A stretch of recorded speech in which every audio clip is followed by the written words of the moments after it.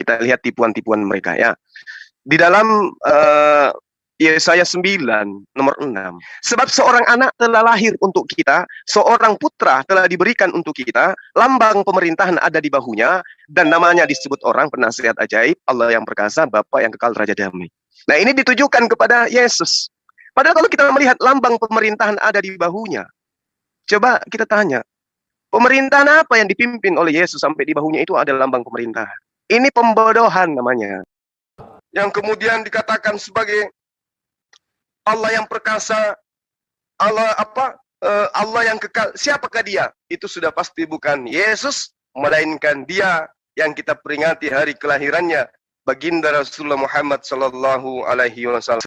Yesus yang dijadikan Tuhan oleh umat Kristen. Saya tantang kamu Yesus yang sebagai Tuhan. Yang dulu saya adalah mantan menyembah nonot kau juga. Saya tantang ketika kau berkata di dalam Markus 16 nomor 16, siapa yang menerima aku sebagai juru selamat dan memberi dirinya dibaptis, dia sekalipun dia meminum racun maut, dia tidak akan mati. Sekarang saya tantang kau Yesus yang sebagai Tuhan, Tuhan palsu atau Tuhan benar. Kalau menurut orang Kristen Tuhan yang benar, menurut saya kau adalah ilah palsu. Saya tantang kau ketika ada pengikutmu, pengikut setiamu yang katanya bersedia mati rela demi kau, yang kau katakan dalam Lukas 14 nomor 26, siapa saja yang mau menjadi muridku, dia harus membenci orang tuanya. Nah, contohnya seperti ini. Mungkin dia sudah melakukannya, membenci anaknya, membenci orang tuanya, sehingga menerima kau menjadi Tuhan dia. Selamatkan dia ketika dia minum racun maut. Selamatkan dia ketika dia minum racun maut. Selamatkan Fernando ketika minum racun maut. Selamatkan Fernando ketika minum racun maut. Datanglah kuasamu Yesus. Selamatkan dia. Tantangan saya kedua Yesus. Kau dengarkan saya tantangan saya yang kedua Yesus. Kalau saya masih hidup sampai nanti malam, berkat rahmatnya Allah, Tuhan saya yang menciptakan saya, yang memberikan saya kehidupan, yang juga mencabut nyawa saya tantang kau diam. Saya tantang kau Tuhan, saya tantang kau nih Tuhan. Kalau sampai saya hidup pagi, berarti kau Yesus bukanlah Tuhan. Kau hanya manusia biasa yang dipilih oleh Tuhan untuk menyampaikan firman.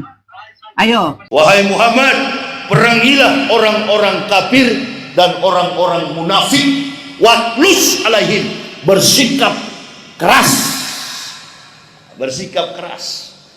kepada mereka. Sesungguhnya tempat kembali mereka neraka jahanam yang sangat pedih.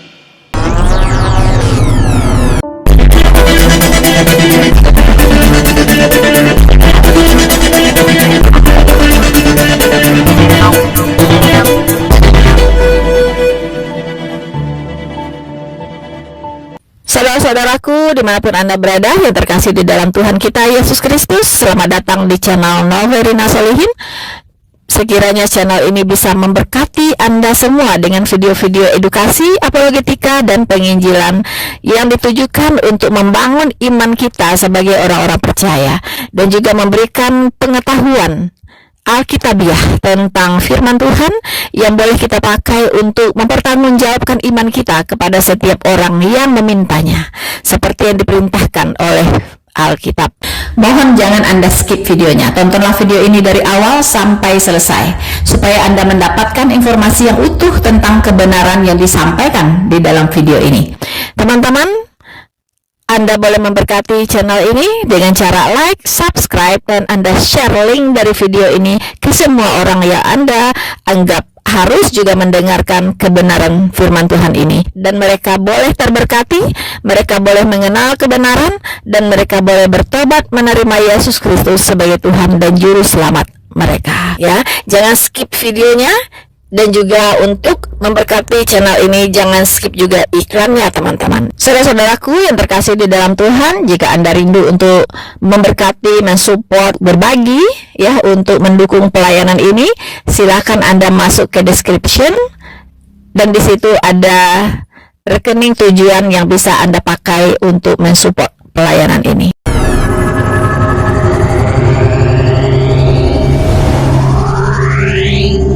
Right.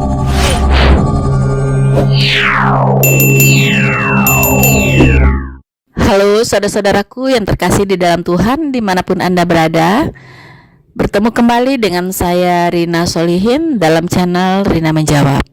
Teman-teman, bagaimana kabar Anda semuanya? Teman-teman, dalam kesempatan ini saya ingin merespon banyak sekali pertanyaan dari netizen terhadap saya. Bu Rina, respon dong, bagaimana nih penista-penista agama di Indonesia ini kok dibiarkan saja?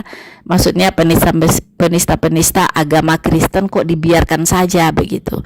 Mereka bebas berkeliaran. Dua hal ini sudah memicu kehidupan beragama di Indonesia menjadi tidak kondusif, teman-teman, ya. Karena saya melihat gejala-gejala di akhir-akhir ini itu munculnya semacam perlawanan kelompok-kelompok Kristen yang tidak membiarkan agamanya dihina dan dinista. Ya, tetapi mereka ini adalah Kristen-Kristen yang ada di jauh di negara lain, gitu. Tidak di Indonesia. Kondisi inilah ya, di mana kepolisian kurang tanggap. Ya, penegak hukum tidak adil dalam menyikapi kedua sikap yang sama tersebut, begitu ya, saling menista, saling menghina. Kita tidak bicara siapa yang duluan, begitu kan. Awal pertama munculnya reaksi dari umat Kristen yaitu adalah timbulnya apologet Kristen di media sosial seperti YouTube dan lain-lain. Nah, mereka hadir untuk mengcounter ya para penghujat itu. Ya, banyak sekali. Nanti kita akan lihat beberapa penghujat kekristenan yang memang tidak tersentuh hukum dan seperti adanya pembiaran. Nah, sikap seperti ini menjadi penyebab munculnya banyak sekali apologet Kristen dalam rangka membentengi iman kekristenan. Ini memang tugas dari Tuhan, ya, oleh firman Tuhan. Lebih jelasnya, apa reaksi mereka? Apa reaksi dari teman-teman Kristen ketika keyakinan mereka dihujat, Tuhan mereka dihujat, Alkitab mereka dihujat, teman-teman? Perintah untuk berapologetika dengan tujuan untuk mempertahankan kemurnian pengajaran kekristenan dan untuk membela iman kekristenan, ya. Itu ada perintahnya di 2 Timotius 4, ya, ayat 2 dan seterusnya.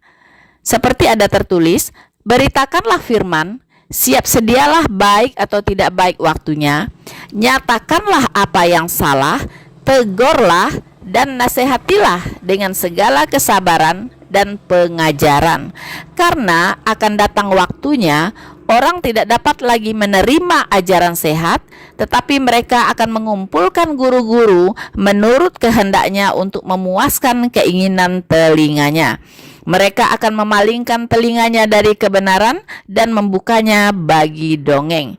Tetapi kuasailah dirimu dalam segala hal, sabarlah menderita, lakukanlah pekerjaan pemberitaan Injil, dan tunaikanlah tugas pelayananmu. Teman-teman, inilah tugas untuk berapologetika, ya, bagi umat Kristen.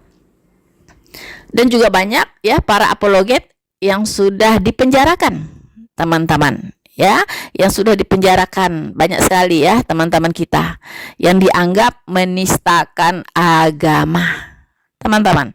Nah, untuk itu dalam kesempatan ini kita akan melihat fakta dan realita yang terjadi ya di Indonesia ini tentang perihal penistaan agama dan apa reaksi dari pemerintah dan apa reaksi dari masing-masing umat. Saudara-saudaraku yang terkasih di dalam Tuhan, reaksi dari aparat penegak hukum dalam menyikapi penistaan agama ini, kasus penistaan agama ini, teman-teman, juga terlihat tidak konsisten. Suatu kali mengatakan bahwa ini bukan delik aduan, tapi di saat yang lain dikatakan ini delik aduan. Kita juga melihat ketidakkonsistenan dalam penerapan hukumnya, teman-teman. Ya, ada yang dibebaskan, ada yang dijatuhi hukuman, ya, ada dengan tabayun selesai, ya, ada yang diperiksa sampai nggak keruan-keruan gitu kan, dengan tabayun tidak cukup dan sebagainya. Ini sangat-sangat tidak konsisten dari penegak hukum. Inilah yang memicu munculnya perlawanan ya sekarang dari berbagai kalangan, teman-teman. Saya sendiri ngeri-ngeri sedap ya melihatnya. Munculnya sekarang channel Sunnah Nabi. Ya, Sunnah Nabi membongkar Islam ini tidak pandang aling-aling, teman-teman ya. Dan saya lihat sudah diprotes oleh MUI, sudah disarankan untuk ditutup oleh Menkominfo dan sebagainya. Tapi saya lihat channel Sunnah Nabi tetap running. Video-video terbarunya tetap ya bisa diupload, teman-teman. Nah, berarti orang ini untouchable ya, tidak bisa tersentuh, entah di mana dia berada ya, mungkin di benua mana kita nggak tahu, tapi yang kalau saya melihat tidak di Indonesia ya. Dan ini orangnya cukup kreatif ya, punya kemampuan teknologi yang cukup baik begitu ya, kita lihat dari film-film animasinya. Nah, kemudian banyak lagi channel-channel lain yang senada yang muncul. Dan ini sangat tidak nyaman bagi MUI tentunya, Majelis Ulama Indonesia. Sangat tidak nyaman. Banyak sekali channel-channel yang membuat umat muslim tidak nyaman, teman-teman. Ya. Tapi ini adalah buah dari apa yang ditabur selama ini. Ya. Kalau saya sarankan MUI harus berubah sikap. Ya, MUI harus berubah sikap, jangan terlalu terlihat berpihak begitu. MUI ini seperti melakukan pembiaran terhadap tindakan-tindakan perilaku intoleransi yang ada di Indonesia dari umat Islam sendiri. Begitu banyak ustadz-ustadz ya di media sosial secara gila-gilaan membabi buta, menghina kekristenan, ya kan, menghalal-halalkan darah orang kafir yang mereka katakan selain Islam adalah kafir, dan ini dibiarkan oleh MUI, ya kan. Masjid-masjid banyak sekali digunakan untuk berdakwah dalam rangka menyudutkan iman kekristenan, kemudian dalam rangka menyemburkan kebencian terhadap umat lain, dan ini tidak ada tindakan disipliner ya dari MUI sebagai Majelis Ulama Indonesia. Dibiarkan saja begitu. Nah, tentunya lama-lama akan ada aksi balasan begitu, teman-teman. Ya, walaupun kita sama-sama Kristen, tetapi ada orang yang bisa menerima, ada yang tidak bisa menerima, dan sedikit banyak akan muncul perlawanan begitu. Seperti yang sekarang terjadi yang sudah tidak bisa terbendung, seperti Dewi Bulan, Sunnah Nabi, kemudian Satria Nusantara dan sebagainya. Kita lihat ngeri-ngeri sedap. Ya, nah yang kita khawatirkan kalau ini terus dibiarkan dan MUI tidak ada memperlihatkan perubahan sikap, ya, lebih netral, lebih bersahabat, dan juga menindak muslim-muslim, ustadz-ustadz yang melakukan penistaan terhadap agama lain. Karena memang sebagai mantan muslim saya tahu gitu bahwa kalau orang Islam itu menghina umat lain, maka agamanya pun akan dihina begitu ya, akan mengalami hal yang sama. Mungkin karena umat Kristen memiliki skill lebih dalam hal teknologi dan sebagainya, itu akan lebih menyakitkan begitu, karena sekarang zamannya teknologi, zamannya media sosial gitu ya. Nah, ini umat-umat Kristen tentu lebih menguasai secara skill dan keilmuan dalam hal penguasaan teknologi informasi, teman-teman. Mengerikan sekali apa yang terjadi sekarang begitu. Mari kita lihat bagaimana sih jejak digital dari carut-marutnya penodaan agama di Indonesia, dan bagaimana reaksi dari masing-masing umat dan apa yang dilakukan oleh aparat keamanan. Dan mari kita ambil pembelajaran daripadanya. Dan ada tertulis di dalam Alkitab, ujilah segala sesuatu dan peganglah yang baik. Tapi jangan lupa, teman-teman, ya, untuk terus mendukung channel penginjilan ini dengan cara like, subscribe, dan share video ini. Dan pastikan tombol notifikasi di perangkat Anda aktif. dalam fikih Islam, dalam perspektif hukum Islam, penghina atau penista Nabi Muhammad SAW itu hukumnya dibunuh. Sekali lagi dibunuh, ditumpahkan darahnya karena halal darahnya saudara. Karena dia telah riddah murtad dari agama, dan ulama 4 madhab sepakat. Ulama 4 madhab ijma'. Tidak ada khilaf bila khilafin, tidak ada perbedaan pendapat di kalangan para ulama madhab ahlul fuqaha atas dibunuhnya para penista Nabi Muhammad SAW. Oh, dia udah minta maaf. Dia udah minta maaf, udah klarifikasi. La, tidak diterima di dalam hukum fikih Islam permohonan maaf dan tobat para penista Nabi Muhammad, saudara. Manusia paling mulia, manusia paling suci. Dan kita harus cemburu kalau ada orang yang menghina Nabi Muhammad. Mau dia muslim, mau dia kafir, gak ada urusan. Menghina Nabi Muhammad di dalam fikih Islami dibunuh.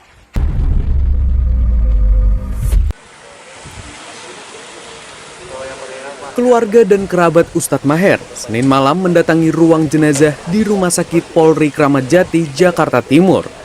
Mereka tak dapat menahan kesedihan melihat jenazah Maher yang terbungkus kain kafan. Menurut kuasa hukum Maher, Juju Purwantoro, Maher meninggal di rutan Bareskrim Mabes Polri setelah dirawat di Rumah Sakit Polri. Tersangka kasus ujaran kebencian ini meninggal diduga karena penyakit usus yang telah lama dideritanya. Bahkan dalam rentang sejarah, dalam hamparan sajadah sejarah, orang kafir itu nggak pernah menang melawan Islam. Sekali lagi, orang kafir tidak pernah menang melawan Islam, melawan orang mukmin. Maksud saya begitu. Mulai dari zaman Nabi Adam sampai Rasulullah SAW sampai juga hari ini, nggak pernah kafir menang melawan Islam. Kalah. Baik dalam pertarungan perang fisik maupun dalam perdebatan argumen sains. Kalah kafir.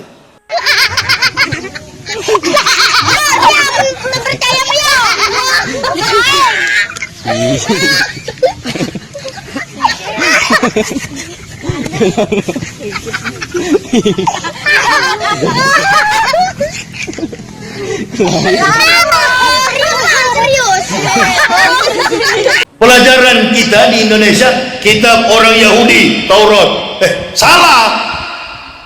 Kitab orang Kristen, Injil, juga salah. Ini Taurat, ini Injil.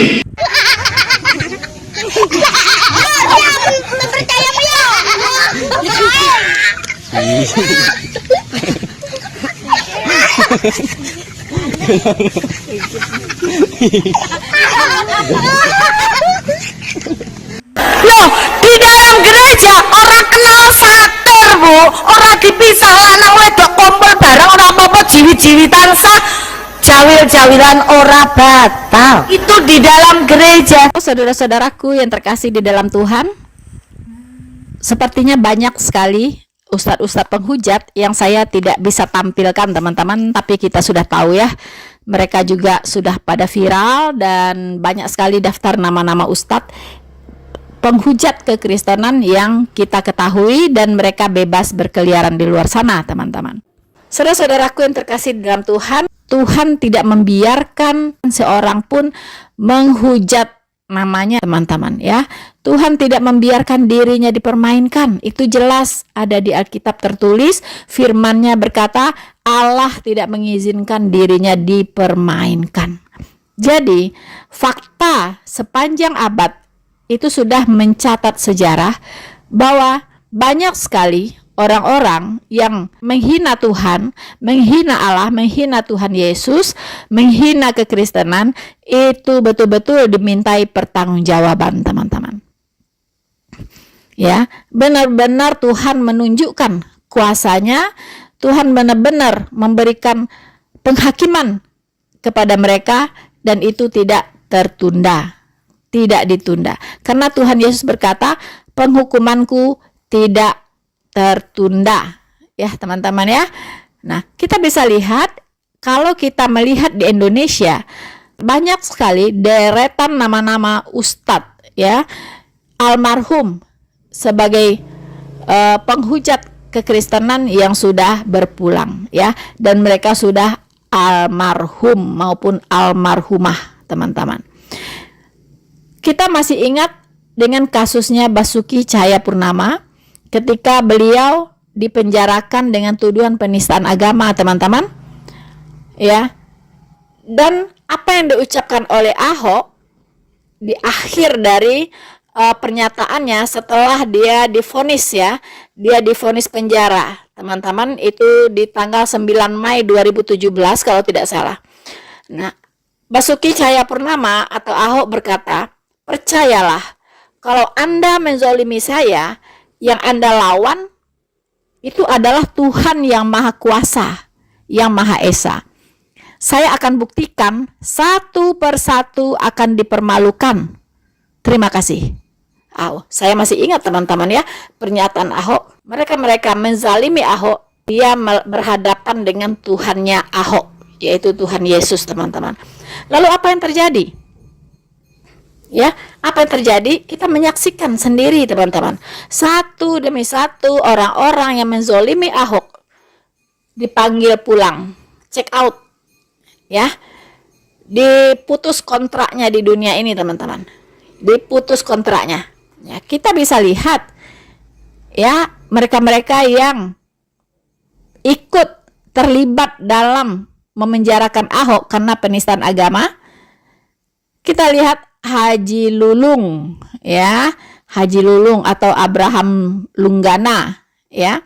Kemudian kita bisa lihat Ustadz Maher, ya, yang meninggal di penjara, teman-teman. Tadi kita sudah lihat kutipannya.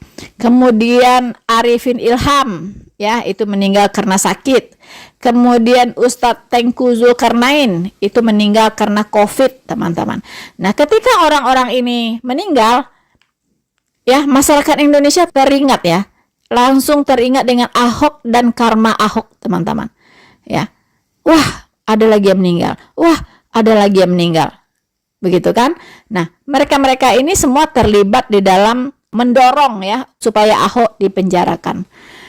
Nah, kemudian kita bisa lihat juga banyak sekali ustadz maupun ustazah mu'alaf, ya, yang memang banyak sekali orang-orang Kristen atau Katolik kemudian menjadi mu'alaf, lalu mereka ini berbalik, ya, menyerang kekristenan. Itu yang mereka lakukan. Ya, mereka berdakwah katanya, tetapi isi dakwahnya hanya menyerang kekristenan, kemudian memutarbalikkan kebenaran, kemudian juga bahkan sampai kepada mengancam umat-umat Kristen.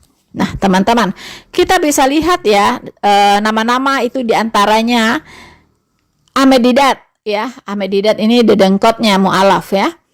Dan memang mereka, para mu'alaf ini banyak menjadikan buku-buku Ahmed Didat sebagai pedoman mereka. Nah, Ahmad Didat kita tahu meninggal karena sakit, ya. Sakit yang cukup lama, kemudian tidak bisa bergerak, bicara pun tidak bisa, lidah tidak bisa digerakkan, suara hilang, teman-teman. Miris sekali sakitnya sampai dia meninggal, ya. Karena mungkin kebanyakan menghujat Tuhan Yesus, akhirnya lidahnya dipelotkan, ya, teman-teman. Ya, dengan arti kata stroke yang sangat-sangat serius. Nah, kemudian kita masih ingat juga ustazah yang tadi kita juga sempat cuplik, ya, yang menghujat kekristenan juga. Kemudian dia meninggal karena kecelakaan, meninggal satu keluarga, ya, dalam kecelakaan yang cukup tragis, teman-teman. Kemudian ada lagi Ustadz Moko Ginta. Ini adalah gurunya mu'alaf Indonesia, ya. Beliau ini adalah pembina mu'alaf Indonesia, dan beliau juga yang melakukan gerakan-gerakan dakwah sampai ke Indonesia Timur, ya. Dan ini luar biasa. Beliau ini meninggal tiba-tiba, ya. Saya masih ingat, kalau tidak salah di dalam masjid, waktu sholat mau sujud, tiba-tiba oleng, meninggal. Nah, kemudian kita masih ingat juga Ko Stephen, ya. Ko Stephen ini adalah pendiri Mu'alaf Center, ya. Kita tahu bagaimana para mu'alaf di sana dibina untuk menghujat kekristenan, ya. Itu dibinanya di sana, teman-teman. Nah, ini juga Ko Stephen ini meninggal dalam usia yang masih sangat-sangat muda. Ya. Nah, terakhir yang kita masih fresh di kepala adalah Ko Augustan. Ko Augustan ya ini memakan muntahannya sendiri ya. Jadi dia menantang Tuhan Yesus. Kalau dia kentutin Alkitab ini, mati nggak dia dalam 1 bulan? Ternyata Tuhan kasih dia waktu. Mungkin Tuhan kasih dia waktu untuk sedikit lebih panjang umurnya, tapi dikasih sakit, yaitu kena stroke dan tidak bisa sembuh. Semakin hari kondisinya semakin memburuk, dan akhirnya meninggal. Dan bahkan tragisnya 1 bulan atau tidak cukup 1 bulan, kemudian istrinya Ko Augustan juga menyusul meninggal dunia. Nah, inilah buah dari mulut ya, yang dikatakan mulutmu adalah harimaumu yang akan menerkam kepalamu. Itu benar, itu terjadi ya. Alkitab itu juga menekankan, mengingatkan bahwa setiap perkataan yang diucapkan oleh seseorang itu harus dipertanggungjawabkan di depan Tuhan ya. Jadi hati-hati dengan ucapan, hati-hati ya, jangan menghujat penciptamu ya. Terlepas karena engkau tidak mengenalnya, maka engkau begitu serampangan, begitu berani menghujat Tuhan Yesus. Dia adalah Tuhan untuk semua orang. Itu Alkitab jelas ya, mencatat bahwa Yesus Kristus adalah Tuhan untuk semua orang. Dia adalah Allah, Jehovah, Sang Pencipta langit dan bumi. Jangan dilihat hanya 33 tahun di bumi karena dia berinkarnasi menjadi manusia, lalu kalian katakan, dia manusia. Ya, Tuhan Yesus punya 2 kodrati. Dia adalah Allah 100% dan dia saat di bumi dia juga manusia 100%. Orang-orang yang tidak percaya hanya melihat satu sisinya saja, yaitu kemanusiaannya. Sementara kita yang mengenal Allah ini dengan baik, dengan benar, kita melihat dua-duanya. Ya, di saat Yesus Kristus berada di bumi 33 tahun, kita melihat sisi keilahiannya yang melekat pada sisi kemanusiaannya. Ya, jadi maaf teman-teman ya, saya mengingatkan teman-teman yang belum sempat menghujat ya Tuhan Yesus, belum pernah menghujat Tuhan Yesus, janganlah. Pikir sejuta kali, karena Anda tidak mengenal dia ya. Karena Anda tidak mengenal dia, jangan serampangan. Ya, karena sudah banyak yang membuktikan. Ya, banyak sekali yang membuktikan. Kita bisa sebut nama, sederetan nama-nama ya yang menghujat dia sudah tiada. Ya, apakah Anda sudah bosan hidup di dunia ini? Silahkan Anda coba. Ya, teman-teman, ternyata bukan di Indonesia saja.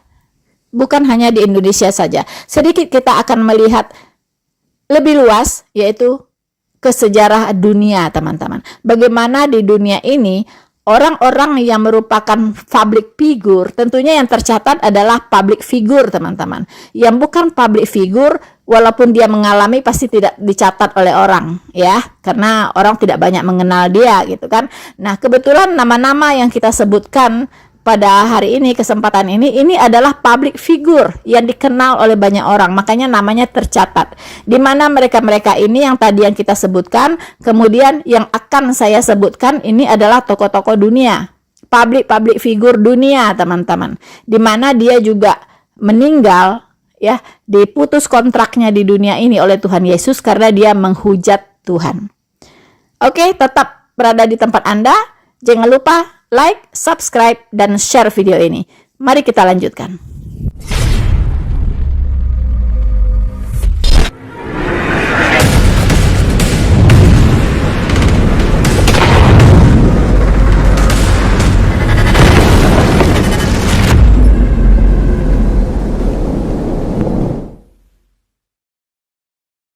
Saudara-saudaraku yang terkasih di dalam Tuhan, seperti tadi yang saya katakan, mulutmu adalah harimaumu yang akan menerkam kepalamu.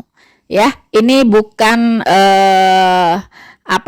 bukan pepatah yang tidak ada makna, tetapi ini benar-benar terjadi di alam ini, teman-teman ya. Jadi mulut itu lebih tajam dari sembilu, orang katakan ya, lebih tajam dari sembilu, teman-teman. peribahasa yang terkenal ini yang maknanya memang agar seseorang itu berhati-hati ya dalam berbicara. Sebelum berbicara, pikirkan dulu rugi untungnya ya, plus minusnya teman-teman. Di salah satu nas, jelas Tuhan Yesus berfirman, "Tetapi aku berkata kepadamu, setiap kata sia-sia yang diucapkan orang harus dipertanggungjawabkannya pada hari penghakiman. Karena menurut ucapanmu engkau akan dibenarkan, dan menurut ucapanmu pula engkau akan dihukum." Persoalannya teman-teman, penghakiman itu sudah terjadi sejak dari dunia ini ya. Sejak dari kita ada di dunia ini teman-teman, sejak kita hidup ya, penghukuman itu sudah terjadi atas perbuatan kita ya. Dan penghakiman itu juga sudah terjadi sejak dari dunia ini. Nah, penghakiman yang besar untuk melemparkan kita ke neraka atau ke surga itu nanti akan terjadi di hari penghakiman di depan hakim yang agung, yaitu Tuhan Yesus Kristus. Itu namanya mulutmu adalah harimaumu. Ini peringatan yang sangat-sangat serius ya, karena banyak orang celaka karena ucapannya teman-teman. Nah, karena ucapan tersebut bisa mencelakakan diri sendiri. Hal tersebut ternyata dialami juga oleh beberapa orang. Ya, berikut ini, dan kebanyakan adalah orang yang terkenal, teman-teman. Orang-orang yang tidak terkenal mungkin banyak juga yang mengalami tapi tidak tercatat, ya. Orang-orang ini meninggal karena menghina Tuhan. Walaupun mungkin niatnya tidak serius teman-teman, mungkin untuk main-main saja. Tetapi kan Allah berkata bahwa aku tidak membiarkan diriku dipermainkan ya. Jadi Allah tidak membiarkan dirinya dipermainkan teman-teman. Orang-orang yang tercatat ya, yang bisa saya sebutkan adalah yang di dunia ini meninggal karena menistakan agama, karena menista Tuhan ya, mempermainkan Tuhan atau mengolok-olok Tuhan teman-teman. Pertama adalah Trasendo Neves ya. Trasendo Neves ini adalah ya politisi dari Brazil teman-teman. Calon presiden Brazil, belum sempat menjabat karena 1 hari sebelum menjabat nyawanya dicabut oleh Tuhan Yesus teman-teman. Loh, mengapa? Ada apa dengan orang ini? Trasendo Neves ini terpilih sebagai calon presiden teman-teman ya di Brazil. Nah, dia sebelum meninggal, dia mengatakan bahwa saya tidak mungkinlah dikalahkan ya, walaupun oleh Tuhan sekalipun. Nah, teman-teman ya, walaupun oleh Tuhan sekalipun saya tidak mungkin kalah. Trasendo Neves ini akhirnya memang berhasil teman-teman memenangkan pemilu tersebut. Namun ironisnya sehari sebelum dia dilantik menjadi orang nomor 1 di Brazil, Trasendo Neves ini meninggal karena komplikasi operasi teman-teman yang dijalani beberapa hari sebelumnya. Nah, itulah ada saja ya cara Tuhan untuk memberikan azab ya, untuk memberikan punishment atau memberikan hukuman ya kepada orang yang mempermainkan dia. Dia sangat melecehkan Tuhan begitu. Tidak mungkin dia dikalahkan katanya, bahkan oleh Tuhan sekalipun. Kemudian kita ingat John Lennon teman-teman, penyanyi Inggris. Nah, John Lennon ini adalah salah satu personil band The Beatles ya, asal Inggris yang populer dan fenomenal di tahun 1960-an. Nah, ada apa dengan John Lennon ini? Beberapa tahun sebelumnya, sebelum dia meninggal, ketika sedang diwawancarai oleh media Inggris, John Lennon pernah mengatakan bahwa ia dan The Beatles lebih terkenal dibandingkan Tuhan. Wow. Ia pun menantang dengan berkata, kita lihat siapa yang lebih dulu tenggelam, Tuhan beserta ajarannya atau The Beatles dengan aliran rock and roll-nya. Wow teman-teman, pernyataan John Lennon ini pun mengundang kontroversi. Para remaja yang marah dengan kalimat John Lennon itu kemudian membakar peringatan hitam serta poster-poster The Beatles. Tahun 1970 The Beatles membubarkan diri lalu tenggelam. Sementara itu jauh sebelum The Beatles ada dan hingga selama-lamanya Tuhan yang Maha Kuasa telah ada. Penembakan yang dilakukan oleh penggemarnya itu dianggap banyak orang sebagai akibat dari perkataannya yang menghina Tuhan, yang akhirnya John Lennon dianggap sebagai orang yang meninggal karena menghina Tuhan. Nah, hati-hati ya, hati-hati ya John Lennon ini, aduh, luar biasa ya. Jadi memang mulutmu harimaumu ya John Lennon ya. Mana duluan bubar katanya? The Beatles atau Tuhan yang duluan bubar dengan semua ajarannya? Wow, luar biasa ya. Kemudian kita juga tahu Thomas Andrew, perancang kapal Titanic. Nah, ini dia. Ya, Thomas Andrew teman-teman, ya, perancang kapal Titanic. Nah, ini juga luar biasa pernyataannya ya. Siapa yang tak kenal Titanic? Salah satu kapal terbesar di dunia, teman-teman, yang pernah ada dan terkenal karena kecanggihannya pada zamannya. Kapal Titanic itu juga terkenal karena berakhir dengan tragis. Kapal tersebut merupakan mahakarya Thomas Andrew, ya, seorang arsitek terkenal yang sangat detail dalam perfeksionis dalam berkarya. Ketika pembangunan Titanic selesai, seorang reporter pernah bertanya kepada Thomas Andrews, seberapa amankah kapal ini dapat berlayar di Samudra Atlantik? Dengan sombong, Thomas Andrews menjawab, bahkan Tuhan pun tak bisa menenggelamkannya. Wow! Teman-teman, pada tanggal 10 April 1912, untuk pertama kalinya kapal Titanic berlayar menuju Amerika Serikat dari Eropa. Namun, 4 hari kemudian tak disangka kapal mewah ciptaan Thomas Andrews tersebut menabrak gunung es yang merupakan ciptaan Tuhan yang Maha Kuasa. Lambung kapal itu robek hingga akhirnya tenggelam di Samudra Atlantik Utara. Wow, selesai hidupmu ya, Thomas Andrews. Wah.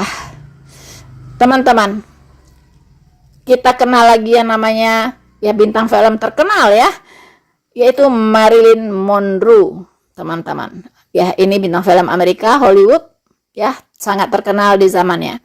Cantik, populer, dan kaya raya adalah kehidupan yang dialami oleh Marilyn Monroe. Artis yang terkenal di era 1950-an. Namun sayang, di balik segalanya itu, ia mengalami kehidupan keluarga dan percintaan yang pahit. Suatu hari ketika Marilyn Monroe syuting di sebuah acara, ia dikunjungi oleh seorang pendeta bernama Billy Graham, teman-teman ya. Ini pendeta terkenal di Amerika. Walaupun pendeta ini akhirnya juga melenceng dari imannya, tapi kembali bertobat saya dengar. Dia mengunjungi Marilyn karena mendapat panggilan dari Tuhan. Artis yang kala itu dekat dengan Presiden Amerika John F. Kennedy menolak mentah-mentah sang pendeta. Dengan angkuh, Marilyn berkata bahwa dirinya tak butuh Tuhan. Wow. Bahwa dirinya tak butuh Tuhan, teman-teman. Wah, adakah manusia di bumi ini yang tak butuh Tuhan? Ya, kalau bukan Tuhan yang menciptakan kau, Marilyn, kau takkan ada. Ya, bagaimana kau tak butuh Tuhan? Yang menciptakan kau siapa? Ya, seminggu setelah pertemuannya dengan pendeta Billy Graham, Marilyn pun ditemukan tewas. Hanya seminggu, teman-teman, nggak pakai lama-lama, ya.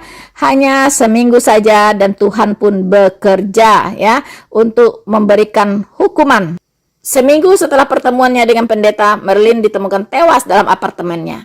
Banyak teori yang mengatakan bahwa Marilyn dibunuh sebagai konspirasi politik. Namun teori yang diyakini hingga kini adalah Marilyn Monroe bunuh diri dengan menenggak obat tidur dalam jumlah besar. Wow. Karena kalau tanpa Tuhan hidup di dunia ini, ya seperti ini. Ya, kalau punya masalah larinya ke obat-obatan. Kalau punya masalah larinya bunuh diri. Dia tidak tahu setelah mati itu sudah menunggu tuh neraka yang menyala-nyala ya. Apalagi bagi orang yang menghujat Tuhan. Luar biasa betapa beratnya hukuman yang akan diberikan kepada orang-orang yang menginjak-injak anak Allah, yang menghina roh kasih karunia dan menganggap najis darah perjanjian. 3 itu jangan coba-coba ya. Jangan coba-coba menghina Roh Kudus, itu adalah dosa tak berampun. Ya, nah, salah satunya yang menghina Roh Kudus adalah Augustan, ya, Ko Augustan. Itu jelas dia pernah menghina Roh Kudus dan kontraknya sudah selesai di dunia ini. Bahkan istrinya ikut dibawa, teman-teman. Oke, teman-teman, kita sebut lagi nama yang terkenal, Cazuza. Ya, ini Brazil. Ini apa yang dilakukannya ini? Cazuza ini adalah penyanyi dari Brazil. Sikap penghinaan terhadap Tuhan yang berakhir tragis juga pernah dialami oleh seorang penyanyi dan penyair terkenal asal Brazil yang bernama Cazuza, ya. Saat Saat tengah melakukan pertunjukannya di Rio de Janeiro, Brazil, penyanyi yang meninggal di tahun 1990 itu menghembuskan asapnya ke udara sambil berkata dengan tidak sopan, "Tuhan, asap ini untukmu." Cazuza pun akhirnya meninggal karena kanker paru-paru di saat usia sangat masih muda, yaitu 32 tahun. Wah, teman-teman ya. Wah. Luar biasa ya. Nah, inilah nama-nama di antaranya, dan mungkin banyak lagi yang belum tercatat, teman-teman ya. Banyak lagi yang belum tercatat, orang-orang yang menghina Tuhan langsung dicabut nyawanya. So, teman-teman, jadi untuk menghindari ya berbagai hal yang tidak diinginkan, secara pribadi saya mohon supaya MUI berperan aktif. Walaupun MUI sudah diteriak-teriakin supaya dibubarkan, ya. Mengapa diteriakin supaya dibubarkan? Karena membiarkan yang namanya intoleransi merajalela di bumi Indonesia ini. Jadi semoga apa yang saya sampaikan bisa menjadi pelajaran, ya, bisa menjadikan perenungan untuk kita semua. Jangan coba-coba menghujat Tuhan Yesus. Ya, jangan coba-coba menghujat kekristenan. Masalahnya Anda tidak kenal, ya.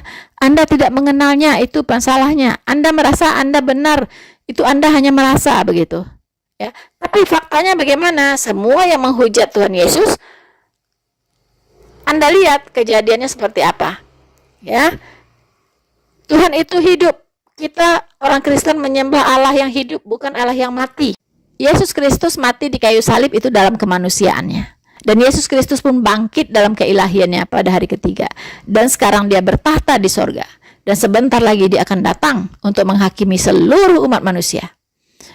Ya, jadi jangan coba-coba menghujat Tuhan Yesus. Kalau Anda mu'alaf, kalau Anda sudah memutuskan untuk menjadi pindah ke agama lain, berkonsentrasilah dengan ajaran agama Anda. Anda tidak perlu ya membahas-bahas agama yang dulu, yang toh Anda sudah meninggalkan, lalu Anda bahas untuk apa lagi?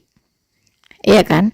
Dan kami orang-orang sekarang, orang-orang Kristen yang dalam tanda kutip murtadin, ya, itu juga saya pribadi tidak tertarik untuk membahas agama saya yang lama. Tidak tertarik. Saya lebih fokus ya untuk hidup di dalam agama saya yang baru. Saya pahami dengan baik, ya kan? Saya berbicara di mana-mana hanya tentang Alkitab saya. Walaupun saya dalam mengkonter ustadz-ustadz yang menyerang kekristenan, tapi saya mengkonter dari sisi iman saya. Ya, dari sisi iman saya. Ya. Saya tidak perlu membahas iman saya yang lama, karena saya sudah meninggalkan itu dan saya sudah melupakannya. Oke, mari kita berdamai dengan diri sendiri, mari kita berdamai dengan lingkungan, dengan orang lain, berdamailah dengan Tuhan. Bersama saya, Noverina Solihin, Tuhan Yesus memberkati kita semua. Maranatha. Karena saya tidak percaya kepada Kau, Yesus, sebagai Tuhan, maka jangan selamatkan saya malam ini juga ketika saya tidur. Kalau sampai besok pagi saya masih bangun dengan keadaan selamat atas berkat rahmat Allah Subhanahu wa taala, berarti Yesus Kau yang punya kelamin bukanlah Tuhan, melainkan manusia biasa saja yang tidak bisa berbuat apa-apa dari diriku sendiri, menurut Yohanes 5 nomor 30. Jadi untuk Anda ya, gerombolan penista agama, penghujat ya, dan pengolok-ngolok Tuhan Yesus seperti Zuma, Riva ya, dan Nora Aritonang yang luar biasa, bukan hanya menghujat, bukan hanya menista, tetapi juga mengucapkan kata-kata jorok ya, seperti orang tidak berpendidikan, dan juga menantang Tuhan. Begitu. Dia ingin Tuhan Yesus membuktikan bahwa dia Tuhan kalau dia masih hidup sampai besok. Ini persis ketika orang-orang Yahudi menantang Tuhan Yesus, ingin mencobai Tuhan Yesus ya. Jadi yang mencobai Tuhan Yesus yang kita tahu di Alkitab itu adalah iblis. Dia mencobai Tuhan Allahnya. Ya, teman-teman ya. Kita bisa baca di Markus 15:30 ketika Tuhan Yesus disalibkan, orang-orang Yahudi ini berseru, "Turunlah dari salib itu dan selamatkanlah dirimu." Di Matius 27 ayat 40, mereka berkata, "Hai engkau yang mau merubuhkan bait suci dan mau membangunnya kembali dalam 3 hari, selamatkanlah dirimu jikalau engkau anak Allah, turunlah dari salib itu." Nah, banyak sekali teman-teman ya, orang-orang pendosa ini ingin menantang-nantang Tuhan, ingin mencobai Tuhan, teman-teman ya.